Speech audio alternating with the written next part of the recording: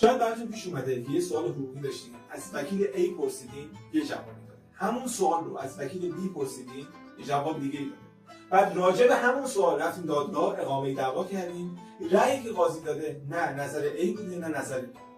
چرا؟ رویه قضایی.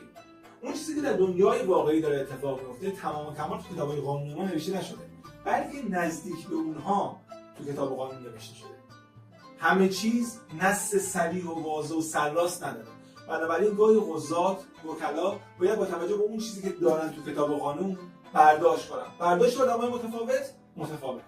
اون چیزی که در دادگاه‌ها به وجود میاد رویه قضاییه. یعنی چی؟ یعنی دادگاه‌ها برای اون چیزی که نص صریح و واضح و مشخص و سرراست نیست، یک تصمیم مشخصی میگیرن. یعنی که تازه اونم شعبه به شعبه، شهر به شهر، استان به استان ممکنه که فرق داشته باشه.